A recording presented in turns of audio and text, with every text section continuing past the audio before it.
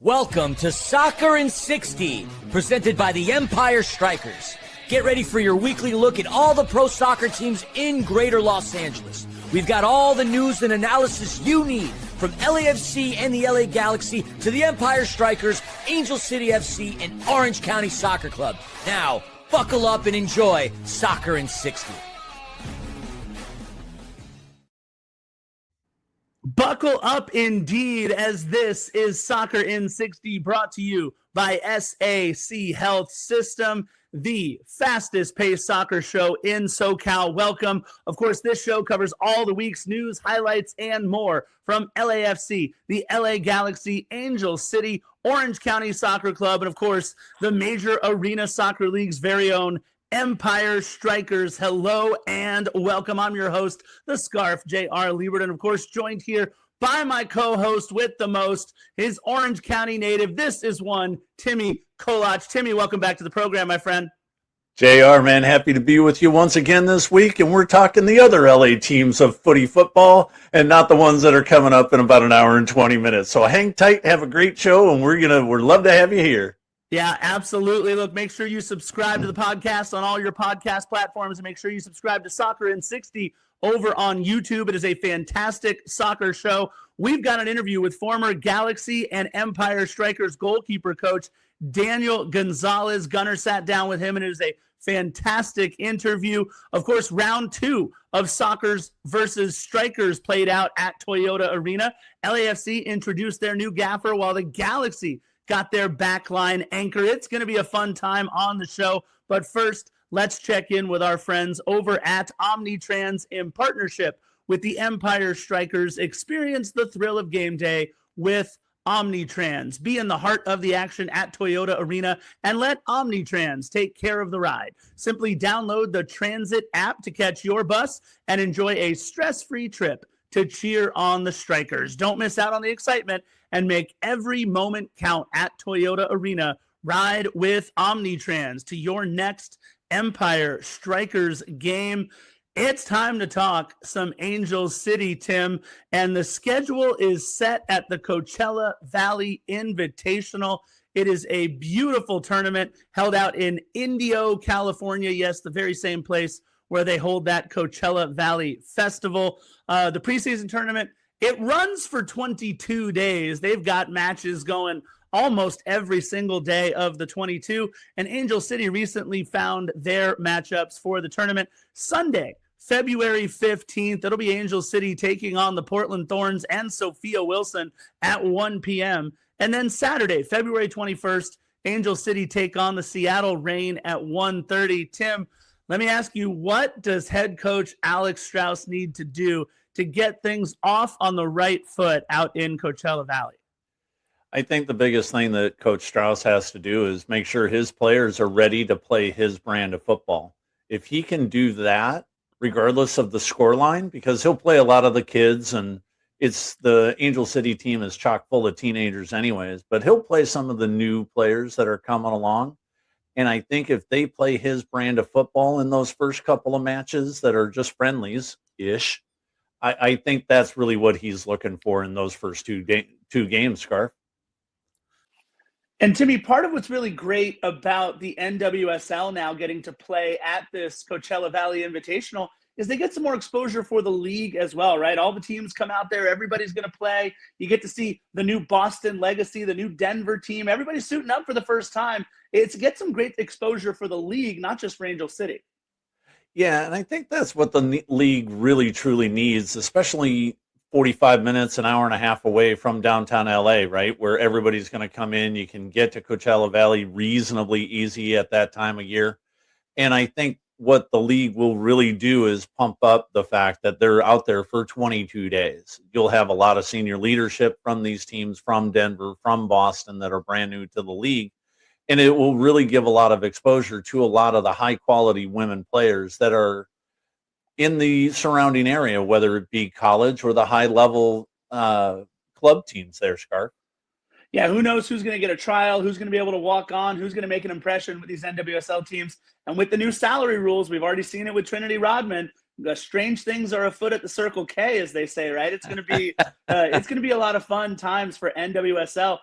It'll also be a bit of a reunion of sorts out at the Coachella Valley Invitational. Boston Legacy signing their first goalkeeper in their club's history. And of course, that's former Angel City keeper Hannah Stambaugh. And by the way, Boston Legacy, thank you for changing the name and getting that one right. That was a disaster when you all first came out. But, look, she didn't get any first team appearances while in her time here in Los Angeles. But when she was able to get minutes, she subbed on, played in a 2024 preseason match against Bay FC, played in a friendly against FC Juarez. Both those games resulted in clean sheets. I mean, I know we had a bit of a goalkeeper controversy last year in Angel City, but did they miss out on maybe keeping somebody really good in the fold in Hannah Stambaugh? There's got to be a reason why Hannah wasn't kept, but potentially, yes. Hannah did come on in those couple of games. She did play well. And I think it's just a battle of who Alex really truly wants in there. He brought her in, but I think the reality is I think he already knows who his starting keeper is right now. They'll do a lot of things in the Coachella Valley tournament. They'll have a starting lineup right away, and I think Hannah must not have fit into Coach Straus's system. Yeah, hard to say. She was called into the Japanese women's national team for a friendly against Spain in June of this year. But again, congratulations, first goalkeeper in Boston Legacy history. So yeah, we'll see if Coach Alex Straus got it right with Hannah Stambaugh or not. But other than that, we've got plenty more of Angel City talk as well as Galaxy and LAFC as we bring on Daniel Gonzalez, our fantastic interview guest, a little bit later on in the show. More LAFC and Galaxy also. But let's hear our creative director, Gunnar, sat down with former Galaxy and Strikers goalkeeper coach Daniel Gonzalez. They talked all kinds of things: LAFC, Angel City, Galaxy. Let's hear from Daniel right now.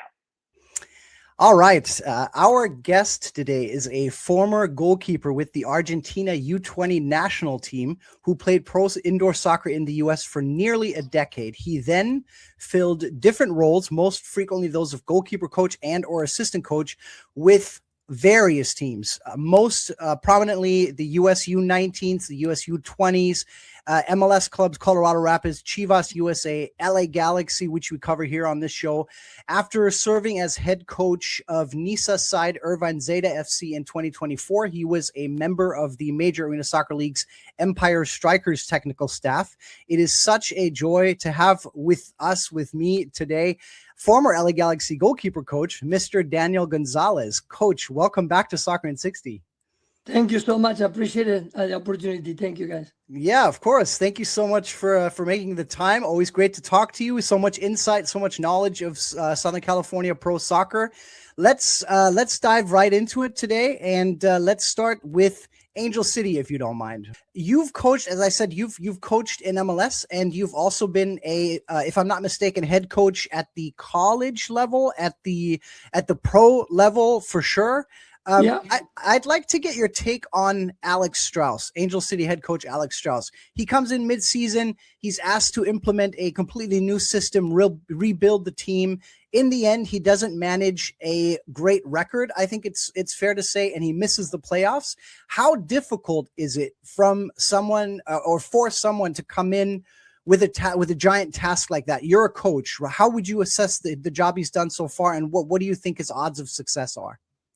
I think, that when you come in the middle of the season, it's always very, very difficult. I think the ideas of the players, they're already being already with the coaching staff that's leaving. So it's very hard for you to come in and put an imprint right away in the team. I think, hopefully now the start's over. Again, it will be a much better situation because he can work with the players longer. He can bring players that he thinks might be available to play for him, and they know his system. And he would probably be very happy with that. I think it's very difficult when you come in mid-season. Exactly. Let's talk about Angelina Anderson for a second. She is a U.S. Youth National Team regular and has also been called up by the senior national team. From your perspective, how good is she? How good can she be? Give us a little bit of a scouting report on her. I think she's a very good goalkeeper with her feet. She plays well with the feet. I think she had a couple of games where she didn't show that much. I think he's going to be it's a good talent. I think playing for the national team, I think he has done a good job, and in the game that he played, I think it was going to be good for the Angel City. I think it's the keeper that is going to give him the backbone they need to assess the system on and be so successful. Mm-hmm. Let's talk briefly Empire Strikers, right? You were an assistant coach just last season. Goalkeeper Brian Orozco, he really seems to be blossoming into a little bit of a star in the MASL.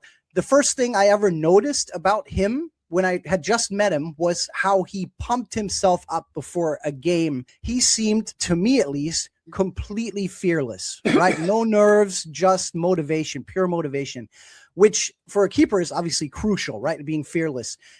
Is that something that you saw as well in him? And what other qualities stand out to you about Brian? I saw when I started with the Empire that he was a good keeper, and I think he had a much better future later on. And I think that because he played a lot, I think it helped to it. And I think, right now is probably one of the best of the indoor soccer league, and I think he's going to do well for the Empire. Mm-hmm. What's his biggest strength that you saw? Was he, when you were there, was he already good with his feet, or is that something? Yes, he was very good with his feet already, and I think he has a good head, a good understanding of the game and what he needs to do. I think, that he's going to be very successful. I think it's the keeper for the future. Mm-hmm. He also was fortunate enough to be able to learn from his own father, who was a professional goalkeeper. So that helps, right? Having that in your blood. Yep. Let's quickly move on to LAFC. Let's talk some MLS, and I promise we'll talk about the Galaxy, your former club. Sure. LAFC has re-signed goalkeeping legend, I should say, Hugo Lloris. There has been a bit of criticism, of Lloris, with some saying, for example, that his save percentage is a bit underwhelming for a top flight keeper. In the playoff game at Vancouver, he gave up a rebound that led to a goal that the team gave up. Do you think bringing back Hugo Lloris was the right move by LAFC? Let me tell you that I think it was not, and I'll tell you why. I think Hugo Lloris is a legend. He's a very good keeper. He was a great keeper. I think the best years are behind him, not in front of him. And I think, if you look at not only just the goal they give up, then the PK, the shootout. He didn't only say one. He's a keeper that if you look about France and Argentina in the World Cup final, never said none. I think, the Hugo Lloris, it was good as it was. I think Galaxy, the LAFC, I don't think they did a good job in resigning him. I mean, they're going to go with him, which I think is good for him, but I don't think it'll be good for LAFC in the long run. Interesting. Let's talk a little bit bigger picture with LAFC. Since Steve Cherundolo departed, the club has made former assistant Marc Dos Santos its new head coach, which is clearly a decision in favor of consistency and against a big name, as some people wanted to see. Given how much some of the fans disliked Cherundolo's somewhat pragmatic approach, some of his in-game decision-making, how do you feel about the Dos Santos hire? Dos Santos is a very good coach. He was already in the league. He coached Vancouver for a while, if you look like a few years ago. He's a very good coach. I think he's going to try to put his imprint on the team, the way that he likes to play, which is not going to be very different for what Cherundolo did. I think, that's going to keep that. But again, I think there's going to be a trial and error in the goalkeeper side. I think that's going to be really the backbone of what's going to happen in the season. Mm-hmm. Putting you on the spot, where does LAFC finish? Do they go to the final? Think they make the playoff. They make the playoff, but I don't think they will go as far as they did this time. Okay, interesting. Okay. We touched on it. Cherundolo took not a lot of criticism, but some very loud criticism from some of the fans, some of these fans in LA seem to only be happy when the club is lifting silverware. LAFC sees itself as a super club. You've coached in MLS, which is a league with built-in parity, right? There's a salary cap. As a coach, Sure. Can you tell us how difficult is it to dominate a league like MLS? Do you feel that LAFC fans need to temper their expectations a little bit? I think when they come into the league, and you're going to see the same thing with San Diego, they come into the league brand new and they did very well. They went all the way to the final. So when you look at it, they're going to the semifinal. I mean, lose it at the end with Vancouver. But I think, the MLS is very difficult for that reason, for the salary cap. It's very difficult because you allow the money that you have to make year after year. Look at Galaxy, for example. They lost a couple players, and then Ricky Pugh was injured, and then the Galaxy had a disaster season. Yep. They was bad towards the end. But I think, the LAFC fans, it's a big club. And the big clubs, the people are going to expect the most. I think Galaxy and them are maybe the biggest in MLS for me. And I think, having now San Diego joining the power and Atlanta with Tata Martino now and again, it's going to be a different situation. I don't think that the fans can be very critical if they don't make it. I think they have a good team, and I think they got to keep working. But at the end of the day, it's about the players that you have. Mm-hmm. You mentioned the Galaxy. It's as if you wanted to transition me over, so that was perfect. So I appreciate that. Yeah, let's talk about your former club, right? The LA Galaxy. After 2025, the Galaxy was looking for an upgrade in the center back position. That was no secret. Greg Vanney talked about it. A lot of people talked about it. Now, the club has announced the signing of three-time MLS All-Star Jacob Glesnes from Philadelphia. I want to ask you specifically from a goalkeeper's perspective, what are qualities that Glesnes brings that you enjoy as you're playing goalkeeper for the LA Galaxy, that you enjoy having in front of you, and how does someone like him change the way that you're able to play as a team and as a goalkeeper? I tell you, he's the best defender that is right now in MLS, the best center back. I think the air game that he plays is unbelievable. He wins every ball in the air. He's very good with the ball. He get good passes going forward. It's a really, really good. To be honest, I don't know why Philadelphia let him go. It's weird, but I guess they see him maybe that he's not in the best years, could be. But I tell you, it's still his decision making and the way that he plays is great. I think Greg Vanney did a great job getting him, and I think it's going to make the big difference, especially because I don't think that the backup, the goalkeeper side is very strong. So I think they did a great job bringing him in. That's a great point, and we're going to touch on that in a second. A quick follow-up question: if you're the goalkeeper, do you maybe rely on your center back more when you have someone with a strong aerial game? Do you maybe not come to punch for every ball? Is there something that you change? Yeah, sure. I mean, when you have somebody like Jacob Gleason in front of you, he blocks shots. He understands the game in front of you. He reads the game well. It's much easier for you to make less hectic decisions as a goalkeeper, and to be more sober kind of keeper, and understanding that he's in front of you and he's going to read it as you read it. Yep. Okay.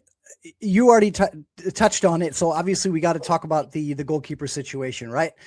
After a very tough situation for much of last season, the club finally traded John McCarthy to Red Bulls, which is something needed to happen there, right? They had three goalkeepers who all saw themselves as potential starters. Now they have a young starter in Novak Mitrovic. They have a strong challenger, arguably, in JT Marcinkowski, and a pretty clear backup in Brady Scott. What's your take on that threesome? Do you feel like it's cut out for success for the Galaxy? To be honest, I tell you, I don't think so. I think the Markovic coming from San Jose, I don't think he was a very good keeper in the league. I won't rate him as one of the best keepers at all. I think Mikovic is a new one that he's starting, but again, I don't think he gives you the presence of an invincible goalkeeper, like Jaime Pinedo, for example. Like Tim Melia in Kansas City in the past. So I think if they need a goalkeeper. I think they couldn't find one right now, and I think they're going to go with Mikovic, but they tied it up in front of him, with Jacob Gleason. That tells you You can have maybe a less quality center backs if you have a strong goalkeeping. I think a Galaxy, which I'm going to go back to LAFC, the same situation. You got Hugo Lloris, and then you have Ibrahim. They used to be at Chivas USA, used to be a Galaxy, which I don't think is a very good either. So I think if you get to the point where both teams, I think that's going to be an Achilles trouble for them. Yep. Let's quickly stay on Mitrovic. That's really interesting to me. Last season, he did show some promise in some games, but as you said, he also had a few shaky moments. One of the big knocks on him that people talk about is he isn't the most verbal goalkeeper. He's almost a little bit of a shy, more reserved guy, even off the field, right? When you see him around the field in press conferences, what strengths and weaknesses does he bring, in your opinion? And do you feel like he took any step forward this season? I think he's a good shot stopper, but again, he's not a good communicator. Doesn't communicate. Doesn't give you a good presence. It's not like you say, well, I tell you, McCarthy got a presence. At least with McCarthy, you know that he makes some saves. He got presence. He talks a lot. I think, again, the Galaxy for a while, it hasn't been a team that has had a great goalkeeping. Maybe the best goalkeeper before was Harman. And after that, Matt Reese. And after that, I don't know if you can say that Jaime Pinedo was good. Then the Jamaican guy was very good too. But after that, it was Cudicini was average. And then if you look back now, and it's been average, I think. I don't think it's been really solid. It's not like Berkey in St. Louis. Mm-hmm. That's a great goalkeeper. Berkey would be somebody that if I was the coach of Galaxy, I would try to get for my team. But I tell you, Greg's doing a great job. Maybe he couldn't get him. And that's the reason. I think that's why he decided to get a center back. And he might be very happy with Mikovic. I just think to win the MLS Cup, you need to have a very, very strong goalkeeper. Mm-hmm. Now, obviously, that'd be very intriguing to have Roman Berkey and Marco Reus, the two former Dortmund guys, on the same team together. I think you're putting some ideas in people's heads right now. That would be very interesting. I hope so. I tell you again, I think Roman Berkey is something level. Berkey is a very good keeper. I think it shows every day. St. Louis just resigned him, and they give him a deal, multi-year deal. Mm-hmm. Let's talk a little bit about, you are, if I'm not mistaken, you're a resident of Orange County. I know you coach in Orange County now. Yeah. Yes. So let's talk Orange County Soccer Club, right? That's right in your neck, in your neck of the woods. Sure. I want to take you back real quick, something that I thought was really intriguing. Take you back to when Orange County battled host Sacramento to a tie in the Western Conference quarterfinals. And then head coach Danny Stone does the unthinkable. He subs off his undisputed starting keeper and brings on a young kid for the PKs who had up to that point had never seen professional penalty kicks in his life. Of course, that kid, Tetsuya Kadono, then goes on to win it for OC in the penalty kicks. Unbelievable story. I don't know if you watched it live, but what did you think when you heard that Danny Stone had made that move? Let me tell you something. When I was at Zeta FC, he was a backup keeper. Right. And when we went to play in the playoff, we discussed that. He's a big guy. Shows a lot. He's a big guy. He's great in PKs. I think it was a great decision, to be honest, to put somebody like that, because psychologically it throws off the other team right away. So you got a keeper and they didn't play in the game, and now you put him in there. I think it created a lot of problem with Colin Shutter. I think it created a problem, which now he's gone, and he's going to Colorado Switchbacks. Yep. I think that has to happen. Maybe that happened with some of that decision, but I think the decision on Danny Stone was great. I tell you, we were going to do it in the playoff, in the final against LAFC. And the reason is we didn't do it because we got scored a goal in the 94th minute. And we were going to finish the game. And that was an idea, to throw Cardano in the PKs, for sure. Yep. And I think it's a great. I think it's great. Mm-hmm. Mentally, it throws the other team off. Right. And there's a reason that the Netherlands have successfully done it in a World Cup, for example. So, yeah, very interesting. Just one more on OC. the man who you just mentioned it, the man who subbed off before that PK shootout and who is or was extremely accomplished with the club now left, right? You said it went to Colorado. That's Colin Shuttler, obviously a massive deal. Do you feel like Cardona is ready to step up and start for Orange County, or do you feel like they need to bring in a veteran keeper? I think, Cardona is ready for the opportunity. I think he's a very good keeper. I think he deserves the opportunity for just for stopping the PKs. And then I think overall he's young. He's somebody, if you got confidence, as you give him confidence, he's going to make mistakes because he's young.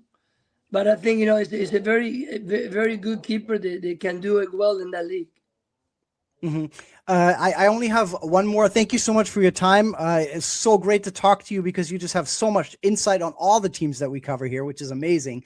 I have one more question for you right now, and that's more of a personal one, right? Sure. And at the risk of stirring up dark memories, you were part of the Argentina team that would go on to win the 1979 U20 World Cup, except you didn't actually win it because you had a last-minute injury that cost you the starting job and sidelined you through that tournament. They say that time heals all the wounds, but I wonder if that's actually the case with you. Do you still, 4 decades later, do you still think back sometimes and shed a tear over that? Of course. I shed many tears. It was very difficult when you play 64 caps before that World Cup and then get to the World Cup and get injured in Singapore in a game. There was the scrimmage before getting to Japan. That was devastating for me. I was a young guy. I cried a lot. But the life goes on, and then the team, the backup keeper, Garcia, did a great job. Maradona was fantastic, and the team won it. And at the end of the day, I think what the coach told me was, even if you didn't play, you did a lot to get us here. So I think that was a good thing. Of course, many times and many years I didn't feel like I won it because I wasn't in the field. But as I get older, I think, that all the job that I did through that point was good enough to help the team to get there. Yep. And we all know, or some people don't know, the World Cup doesn't start with the final phase. The World Cup starts well before then. So if you played in that, then you won the World Cup. To me, that's good enough. You're a World Cup champion. And as I said, so great to have you on. So much knowledge, so much experience in the game. And I really appreciate your time today and your insight. Thank you so much, Daniel Gonzalez. Thank you so much for the opportunity, and I appreciate it. And Merry Christmas to all of you guys, and Happy New Year. And let's hope for all the teams in Southern California lift the championship this season. That'd be amazing. 5 for 5. Let's hope that happens. Yeah. Thank you so much. Merry Christmas to you. Happy New Year. Daniel Gonzalez. Merry Christmas, Gonzalez. And there it is, a fantastic interview from Daniel covering all kinds of great things. But you know what he didn't get to cover were the Empire Strikers. We will have some Galaxy and LAFC talk after we check in on the Strikers. But first, let's take a minute to check in with our good friends over at National Core. National Core is one of the nation's largest nonprofit affordable housing developers, and of course, a proud sponsor of your MASL team, the Empire Strikers. At National Core, they believe that soccer has the power to transform lives just like they do. They believe in building strong communities on and off the field. And to learn more about National Core and their mission, head on over to nationalcore.org. It's time to talk all things Strikers, Timmy. And just want to remind everybody that both season tickets and tickets for the upcoming home match that we're going to talk about in just a little bit are available at theempirestrikers.com. And of course, that's Strikers with a Y. Timmy, the Strikers were looking to start their season off 2-0 for the first time in several seasons, but it was unfortunately not to be as the Empire fell in their home opener 6-3 to the hated San Diego Sockers. And unfortunately, it was at the hands of former striker Chris Toth, who started net for the visitors, a .786 save percentage. But you and I were talking pre-show, and it all fell apart relatively quickly for the Empire Strikers. 1-1, tough game, going into halftime, very close. But then the doors kind of got blown off there. Yeah, so much for that boat race that I talked about last week. You know, they both played a very slow, methodical game. And at the end of it, it was a mistake inside the penalty box that got the Sockers to take that 2-1 lead. And from there, Empire collapsed. You know, it looked kind of like they did a couple of seasons ago where they just couldn't hang on to anything, and it was 5-1 in a blink of an eye. They did claw back a couple of goals to make it 5-3, but then the nail went into the coffin to make it 6-3 middle of that fourth period.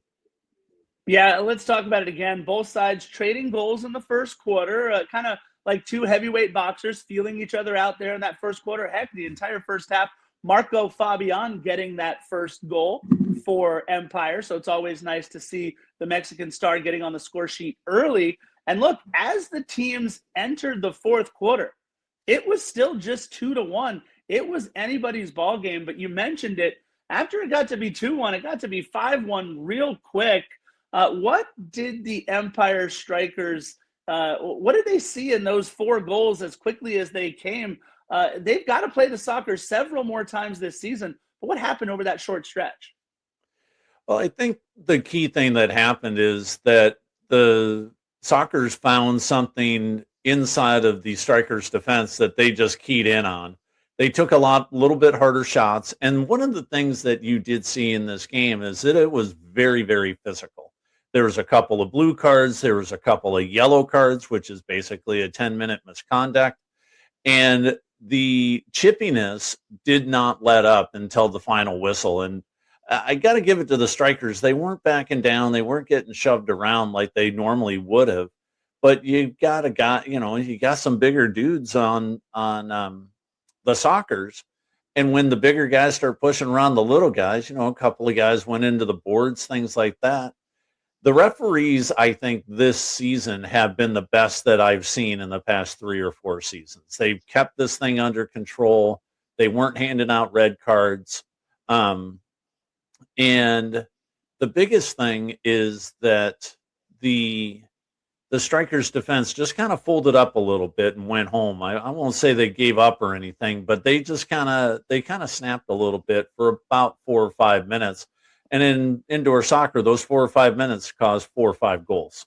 Well, look, we've seen a much more physical brand of indoor soccer across the MASL this season. They've already had 1 player suspended for 5 games for boarding a player. It's been a physical start to the season across the league. I think, though, a couple of good things to take away from it, right? You mentioned it. They got 2 goals, pulled them right back to make it 5-3 to get the crowd there at Toyota Arena back into it. Ant Powell scoring his first for the Strikers, getting into the record book there for Empire. What does it mean to get him on the score sheet this quickly into the season? And for it to be a big goal, it stopped the bleeding there. We mentioned it. It went from 1-1 to 5-1, now 5-2, giving yourself a little bit of hope there if you're the Empire. Ant Powell getting his getting his first goal of the season for the Strikers. I think it meant a lot because it, like you said, it stopped the bleeding, but it also got the crowd back into it. You could feel it. The air got sucked out of the arena, and there's a really good crowd on Friday night. And I think the biggest thing, that goal got them right back into that game. They clawed back another one less than a minute later, right? And so now it's 5-3, and now it's a game on. And I think Strikers, after that, their third goal, they played the way they had played in the first half the rest of the game. Held the Sockers only to 1 goal the rest of the match. I think it was much better after that third goal. Yeah, and we're talking right around 5,000 people at Toyota Arena. So a great crowd. I think, too, somebody who might have flown under the radar a little bit in a lot of the preseason watch might be Munir Alami. Had 2 goals in the first match, including the game winner against the Sockers. And now here, you mentioned the third goal for the Empire Strikers, up to 3 goals on the season. Having a player like Munir Alami, who was right there for the Rookie of the Year race last season, had a wonderful coming out party in his first season for the Empire Strikers. Here now in season 2, if they can get a player like Munir Alami going so that it takes a little bit of the burden off of Marco Fabian and a little bit of the burden off of Justin Stinson, and we'll talk about him real quick here in just a second. A player like Munir Alami, Tim, for him to be able to get going and then sustain it over the course of the season, that could be huge for the Strikers. I think it'll be key because right now, Justin Stinson and Marco Fabian, they're not putting up the 20, 30 goals that they were, that they had done last season and things like that. But I think if you have Munir Alami come out this weekend, this Friday night at a 7:05 game time at Toyota Arena, and you put them up against a team like the St. Louis Ambush, who they're playing, who have given up 21 goals in their first 3 matches, I think that this is where you get Stinson on the board. You get a couple of goals from Fabian. You get Munir Alami to get 2-3 points in this match. I think it'll be like nitrous in the V8 that is the Empire Strikers.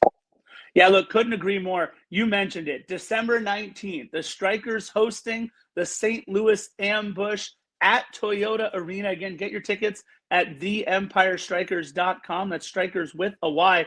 Not only did they not lose to the St. Louis Ambush all of last season, they've never lost to the St. Louis Ambush ever. 9-0 all time against the club from St. Louis. This could be exactly what the doctor ordered, getting Justin Stinson going really for the first time. Fabian's at least scored in the first 2 games. Munir Alami has pulled his weight. We've seen Robert Palmer have an excellent start to the season. Brian Orozco has looked great. But let's not forget, it's not just one match in one city in one day. It's 2 matches in 2 cities in 2 days, as the very next day, December 20th, the boys get on a plane and travel to Tacoma to take on the Stars.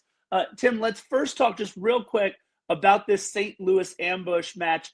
It is incredibly important that they defend home turf and take away all the points against the Ambush.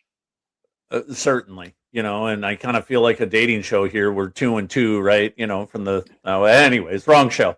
But yes, they have to defend home turf. They have to get all the points out of the St. Louis match because, like you said, 23 hours later, after the start time of Friday night's game, they're going to be in Tacoma and on the road and playing against the Tacoma Stars, where they're also having, they've played a few more games, but these are 2 games that you have to take the full 6 points from.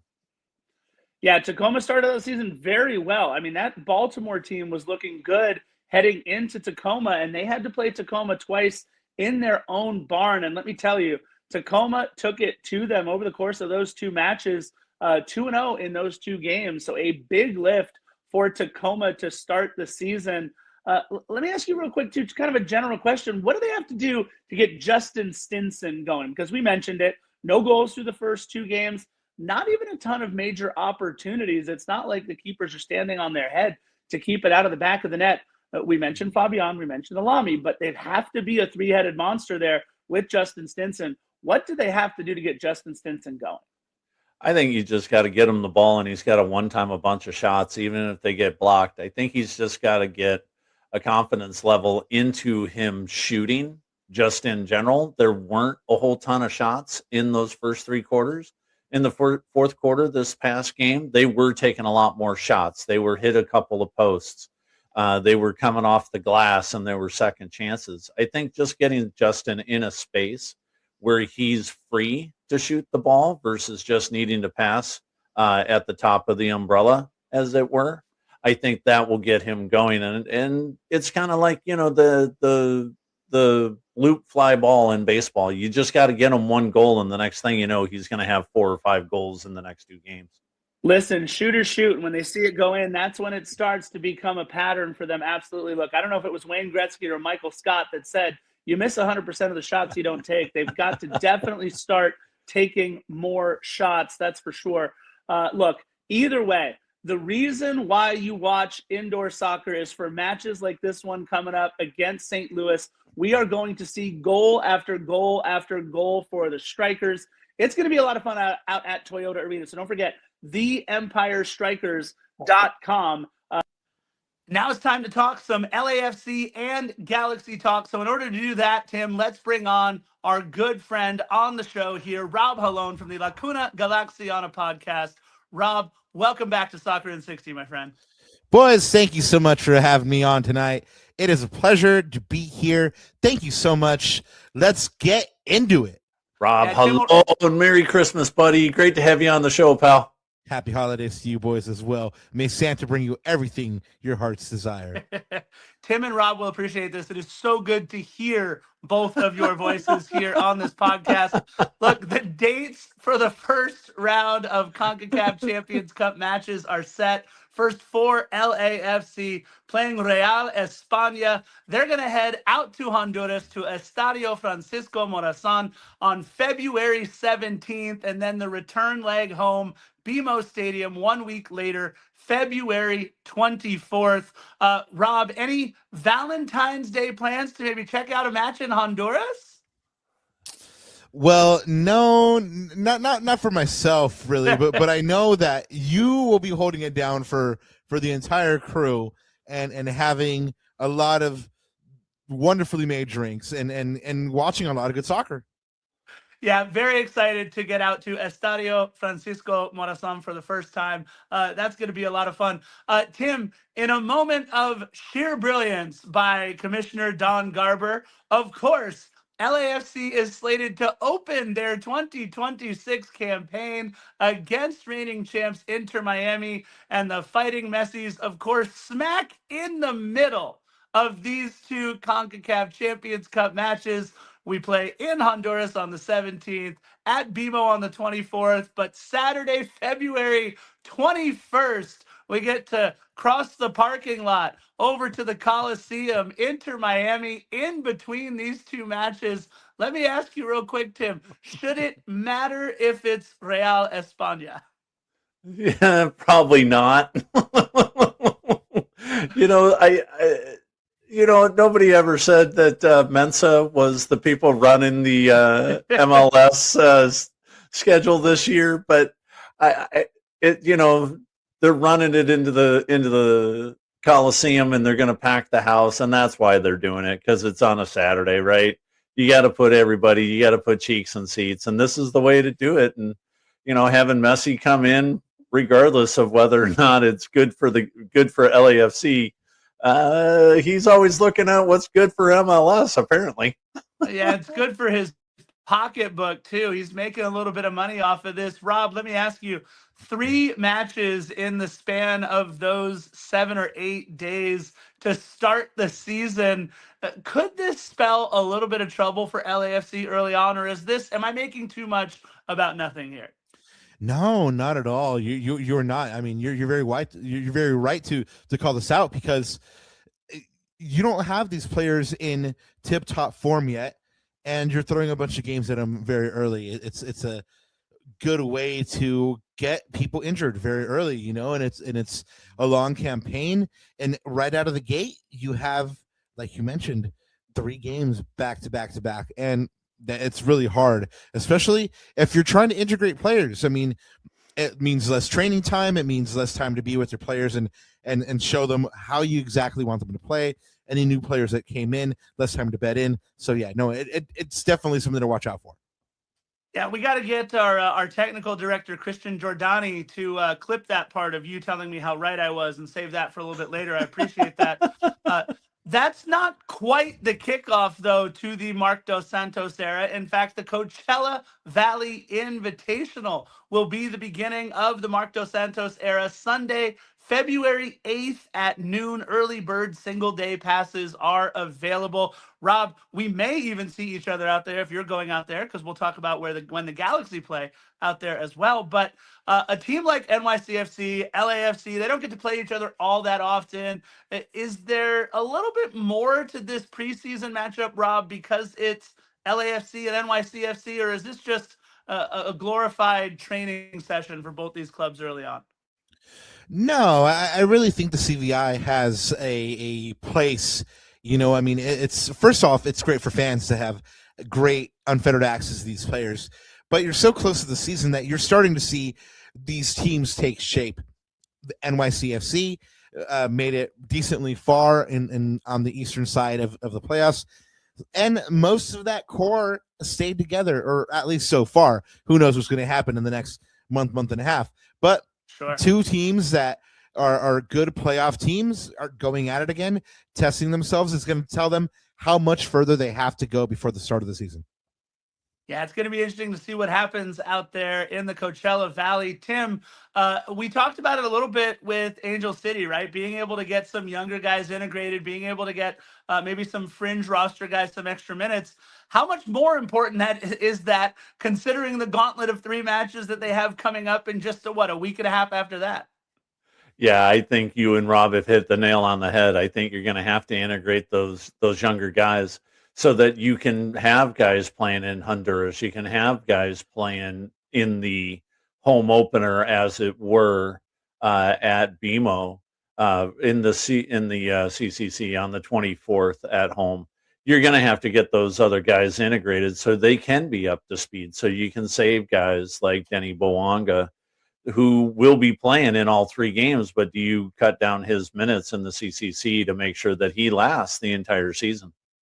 Yeah, we'll see if Messi goes the full 90 in that match in Miami. Look, LAFC getting plans ready to go to Honduras, but Galaxy getting their travel plans ready to face Sporting San Miguelito in Panama.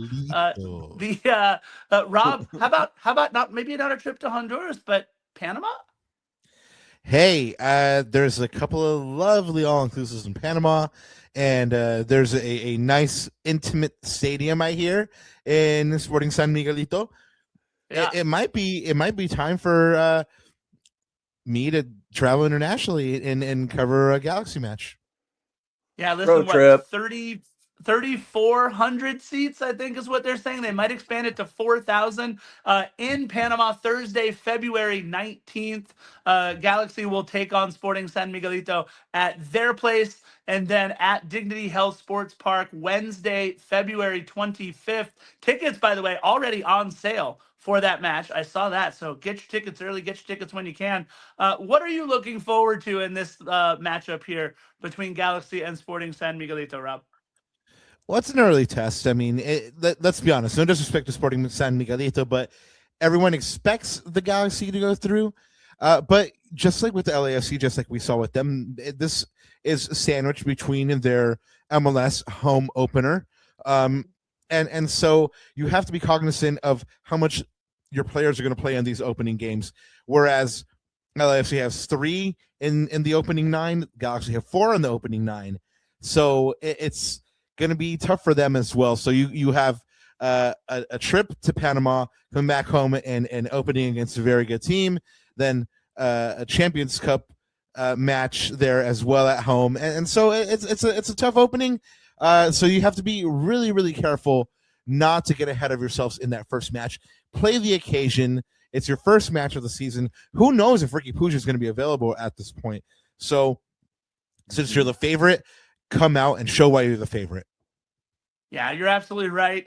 Tim, they also got their schedule, Galaxy, for the Coachella Valley Invitational, Sunday, February 8th against the Chicago Fire. They play at 10 o'clock. LAFC plays just a couple hours later at noon. Tim, let me ask you, any issues might arise there out in Palm Springs that LAFC, Galaxy fans, maybe Galaxy fans leaving, LAFC fans coming? What do you think? You know what I think? I think because it's in the desert, everybody, it'll still be reasonably cool out in the desert. Nobody's going to be hydrated too much. I think there will still be drinking just waters at 10 a.m., but you never know. But I think the reality is that everybody's going to be pretty mellow out there. I think they're going to be just excited to be that close to the players. I don't think there's going to be that big of an issue between the two teams. Yeah, look, I'm hoping you're right. I think you'll be right. It's a nice, calm atmosphere out there. By the way, Galaxy supporters, in case you didn't think we were going to talk about it, we're going to spend the next 3 or 4 minutes, Rob, talking about the giant tuna that the Galaxy have landed in the offseason. The big fish. Jacob Glesnes, are you kidding me? Galaxy get their man to anchor the back line. Rob, I don't know that there's a topic that you and I talked about more either on your podcast or my podcast or on this show here, Soccer in 60. I don't know that there's a better defender in all of Major League Soccer. Daniel Gonzalez says that he's the best defender in all of Major League Soccer. Jacob Glesnes, formerly of Philadelphia Union, all he's done is be a 3-time All-Star, 2-time Best 11, and the 2022 Defensive Player of the Year in Major League Soccer. Let me ask you, Rob, I thought that Christmas was December 25th. What is it like for all the Galaxy supporters that Christmas has come so early? Oh, well, they were just giddy. I mean, you're right. This is a gift. This is a gift here. I mean, we had Tom Bogert on Lacuna Galaxiana just yesterday, and he, you know him, he's the transfer guy. He's the guy that breaks all the transfer news. And when he got wind of this, he actually thought that it was a joke, that the Galaxy weren't in a position or didn't have the resources to pull off this kind of a deal. And then kudos to Will Kuntz, because he actually goes out and makes this deal happen. The Galaxy instantly transformed their backline, give Garces a real good backline partner. And that's, now you have a Maya Yoshida to go ahead and bring off the bench as a third option. That's a really decent center backline now. Yeah, and look, this could be an expensive deal. Let's talk about what the deal was up front. $1.1 million in GAM, $500,000 in 26, $600,000 in 27, with a potential of another 1.1 if he hits some performance markers. You also picked up the homegrown priority to Jameer Johnson. I don't know if that's something that registers on the needle while fans are still talking about Jacob Glesnes, but talk about Jameer Johnson as well. Oh no, this is kind of like the afterthought of the deal. But if you really look at it, this is kind of, you're looking at this and you're going, wait, Philly threw in Jameer Johnson? I mean, this is a winger that's highly touted in the U.S. youth national team pool. You watch video on this guy, and he's regularly making fools look silly on the touchline and doing what he wants. I mean, he has great feet, great vision, and he's young. And Greg Vanney is going to be able to bring out the best in that kind of player. He loves this kind of winger, a winger that's quick, direct, and tricky. He should thrive. Yeah, look, let me jump in here real quick, JR. I think this is Tim. As big, if not bigger, than getting Glesnes, is to get Jameer Johnson. I think the performance markers that are part of the package deal, I think they're as big for Jameer as they are for Glesnes. No, look, you're absolutely right. I think Jameer Johnson is going to be much more than a throw-in, but obviously the bells, the whistles, the flashing lights, everything goes into acquiring maybe the best defender in all of Major League Soccer. Absolutely. Transformational. Yeah. Sorry, is Rob staying with us for OCSC? Rob, look, we've opened Christmas presents early for you and all the other Galaxy supporters. It has been lovely to have you back on Soccer in 60, my friend. Thank you so much for joining us. Cheers. It's been a blast. Merry Christmas, y'all. Cheers. Great to see you, Rob. All right, Tim, we finally get to talk some Orange County Soccer Club. Last week, Tim, we talked about not 1, not 2, not 3, not 4, but 5 players who have re-signed for Orange County last week. Tim, how about we bring back another 5, including a trio of talented teenagers for your alliteration of the week here on Soccer in 60. But first, let's talk about, in my opinion, Tim, and you could tell me if I'm right or wrong on this one, the biggest one is the man who wore the captain's armband for most of the season, center back Tom Brewitt. Yeah, I think bringing Tom Brewitt back is kind of like having Matthew Stafford at quarterback. I mean, this guy ran the back line, ran the midfield, and really kept this entire team squared away most of the season. This bringing the captain back, bringing Tom back is a very, very big deal. I think it's the biggest re-signing of the entire offseason for Orange County to bring him back. And you mentioned it, we've got the teenage sensations that are coming back too. You got Tyson Espy, you got Apollo Marinich. You've got a whole slew of guys that are coming back that are 15, 16, 17 years old, and Orange County is very well set up for this coming season, Scarf. Yeah, Tim, more on those terrific teenagers you talked about in just a second, but let's talk about the other big get back into the fold. The former NCAA Player of the Year, national champion at Clemson, returns to Orange County after a season unfortunately beset by injuries. Ousmane Silla back in the fold for Orange County up top. That is a huge get for Orange County for next season. It is. When we talk about the prolific offense that Orange County is going to have this coming season, and with Mo War and Zubac coming back, to put Silla in the middle there in that, that true number 9-ish, right? I think that's a very big deal for them to go to him and be able to have him not only score with War and Zubac out on the wings, having him up the middle right there is going to really help Orange County's attack. And look, he already produced that epic moment for Orange County, leveling their Open Cup match against AV Alta with a wonderful bender of a goal. Look, injuries, it's kind of the story of almost all of these players that we're talking about that were brought back, right? It was, I think, the main through line for the season all year for the County boys was just trying to stay healthy. But let's talk about the teenagers. Tyson Espy, maybe the most heralded prospect into the group. He made 3 first-team appearances. You got Pedro Guimaraes, who is fantastic, the 17-year-old, back for his 3rd season with Orange County Soccer Club. And of course, the youngest player to ever debut for Columbus Crew 2, 15 years old, Apollo Marriage. It is a special trio of teenagers, Tim. Yeah, with Pedro coming in, he came in the middle of that 23 season in August, and then last year's a full season. I don't know about you, but if I certainly wasn't a second-year pro, full season pro at 17, Scarf. But these guys are really going to be the linchpins for the next, hopefully, 3-4 years for Orange County.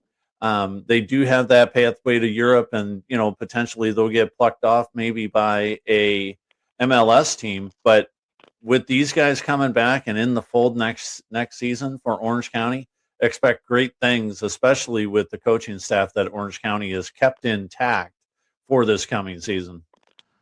All right, so Tim, we talk about this trio of teenagers. Let me ask you, though, who do you expect Orange County gets the most out of these 3 moving forward? 2026, who gets the most burn, the most run, makes the most impact?